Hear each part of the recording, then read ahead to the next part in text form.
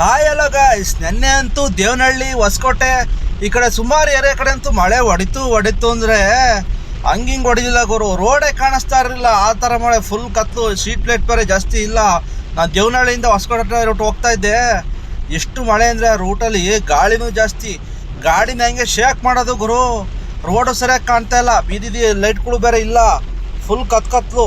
ಹೆಂಗ ರೋಡ್ ಚೆನ್ನಾಗಿದೆ ದೇವ್ರ ದಯೆಯಿಂದ. ರೋಡ್ ಒಂದು ಗುಂಡಿ ಇಲ್ಲ, ಒಂದು ಹಂಸಿಲ್ಲ ರೋಡಲ್ಲಿ. ಫುಲ್ಲು ಹೊಸಕೋಟೆ ತನಕ ತುಂಬ ಚೆನ್ನಾಗಿದೆ. ಅದರಿಂದ ಆ ಧೈರ್ಯ ಮೇಲೆ ಓಡಿಸಿದ್ದಾಯ್ತು. ಎಷ್ಟೋ ಜನ ಸರಿಯಾಗಿ ರೋಡ್ ಕಾಣ್ದಲೇ ಗಾಡಿಗಳನ್ನೆಲ್ಲ ಸೈಡ್ಗೆ ಹಾಕೊಂಡು ನಿಂತ್ಕೊಂಡ್ಬಿಟ್ಟಿದ್ರು ಗೋರು. ನೋಡಿ, ಲಾರಿಗಳವರು, ಕಾರ್ನರು ಮಳೆ ಕಮ್ಮಿ ಆಗ್ಲಿಬಿಟ್ಟು ಸೈಡ್ಗೆ ಹಾಕೊಂಡು ನಿಂತ್ಕೊಂಡ್ರೆ ಅಷ್ಟು ಮಳೆ. ಅದರಲ್ಲೂ ನಮಗೆ ಅದರ ಒಂದು ಮಗ್ಗಲ್ಲಿ ರೋಡ್ ಬೇರೆ ಸರಿಯಾಗಿ ಕಾಣ್ತಾ ಇಲ್ಲ, ಬೀದಿ ದೀಪ ಅಷ್ಟಿಲ್ಲ, ಹೆಡ್ಲೈಟ್ ಹಾಕಿದ್ರು ಅಷ್ಟು ಕಾಣ್ತಾ ಇಲ್ಲ, ನೀರು ನಿಂತಿರೋದು ಸರಿಯಾಗಿ ಕಾಣ್ತಾ ಇರಲಿಲ್ಲ. ಯಾವ್ದಾದ್ರು ಗಾಡಿ ಮೊಗ್ಲಲ್ಲಿ ಹೋದ್ರಂತೂ ನೀರು ಹಾರಿಸ್ಬಿಟ್ರೆ ಮೆಣಸಿನ ಮೇಲೆ ಬಂದು ಬಿತ್ತಷ್ಟು ರೋಡೇ ಕಾಣ್ತಾರೆ. ನೋಡಿ, ಈ ಥರ ನನಗೆ ಈ ಥರ ಗಾಡಿ ಕೊಟ್ಟರು ಚಮಕ್ಕು ನನಗಂತೂ ಬಾಯಿ ಬಂದುಬಿಟ್ಟಿತ್ತು ಗುರು. ಒಂದು 2-3 ಸೆಕೆಂಡು ನೀರು ಹಿಂಗೆ ಆದ ತಕ್ಷಣ ವಿಂಡ್ಶೀಲ್ಡ್ ಮ್ಯಾಕೆ ವೈಫರ್ ಆನ್ ಮಾಡಿದ್ರು ಕ್ಲಿಯರ್ ಆಯ್ತಿಲ್ಲ. ಒಂದು 2-3 ಸೆಕೆಂಡ್ ಫುಲ್ ಗಾಬರಿ ಬಿದ್ದೋಗ್ಬಿಟ್ಟೆ ನಾನಂತೂ. ಅಷ್ಟು ಮಳೆ ಗುರು, ನೆನ್ನೆ ಅಂತೂ ಸಿಕ್ಕಾಬಟ್ಟೆ ಮಳೆ.